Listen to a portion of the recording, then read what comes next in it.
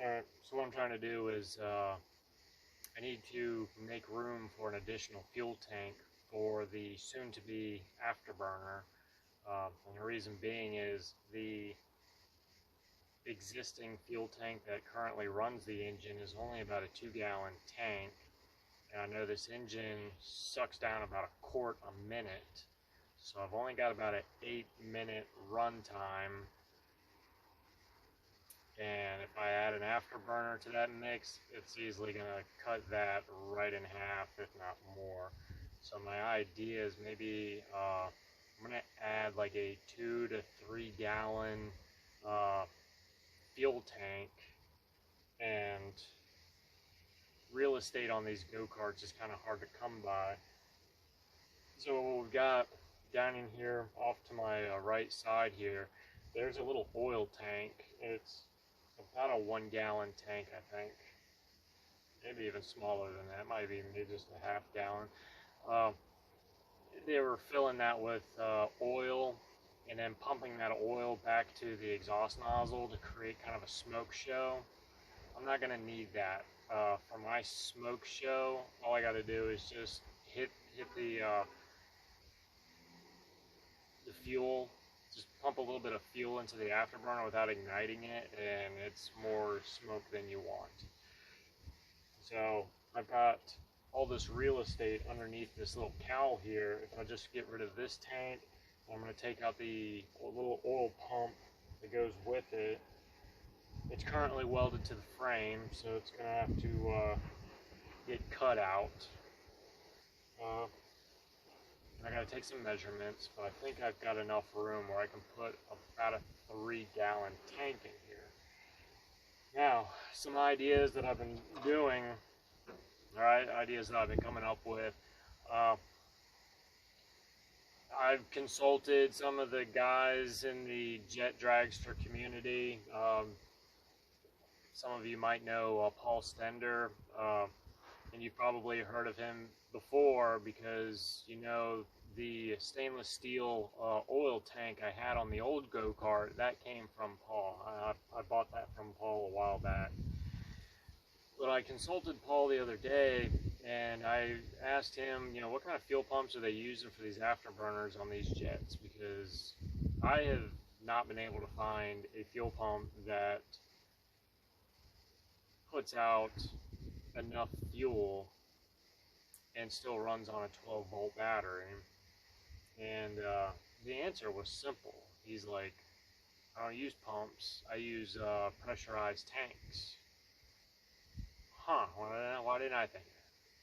So what they do is, I think he's using like pressurized, like CO2 to pressurize a little pressure vessel full of fuel. And, you know, CO2 is about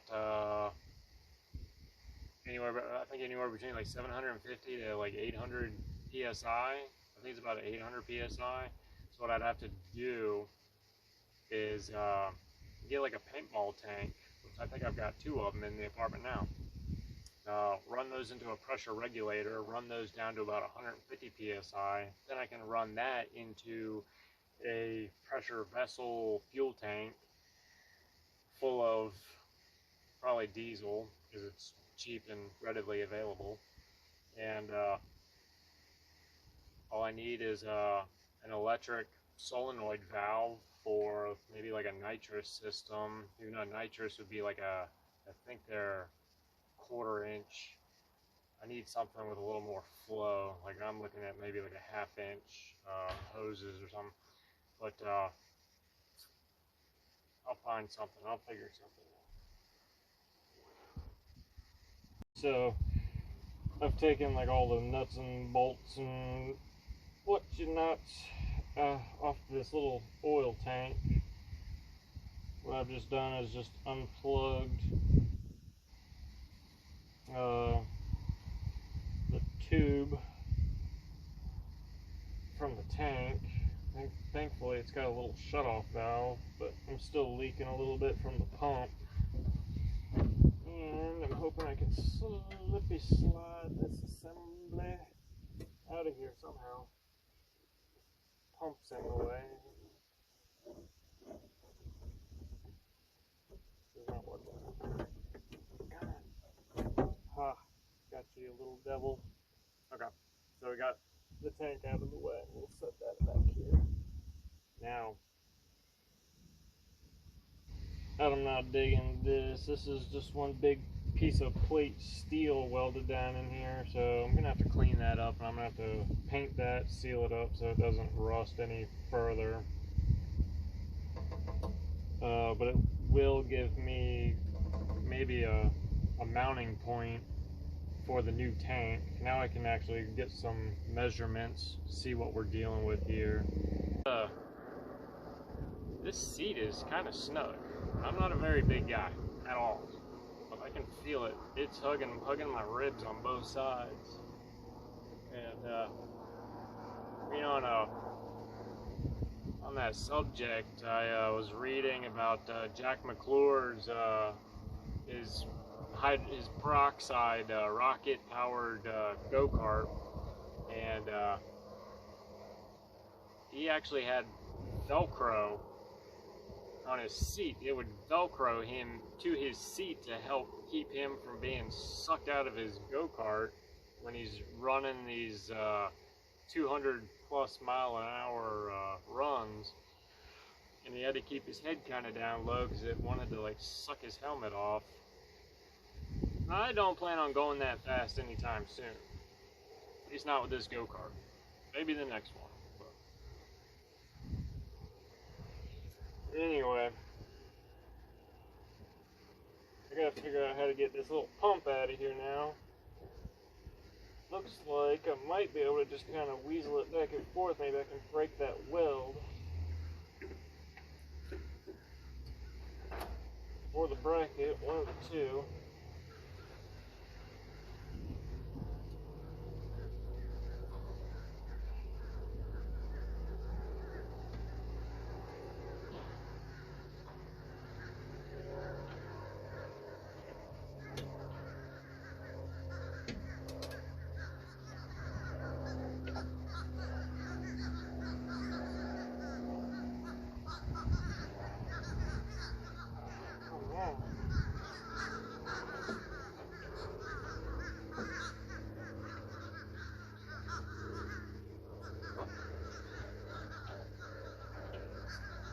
Little devil.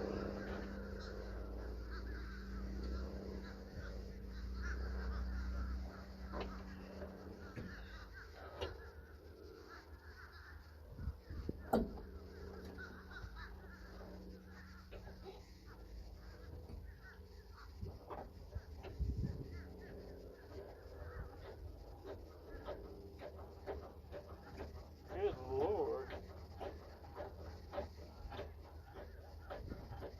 That's coming.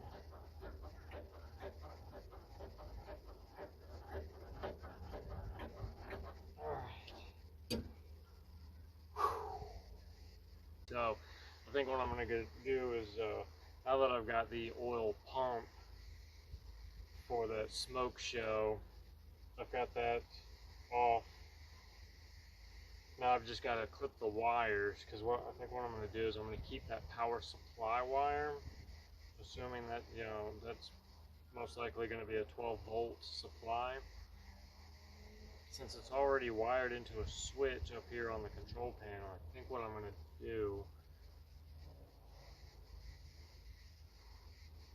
yeah, I'm going to use that for the solenoid to open the valve and allow fuel to go into the afterburner. But it'll have to be wired into one of these momentary switches up here so I can control it. That's what we're going to do.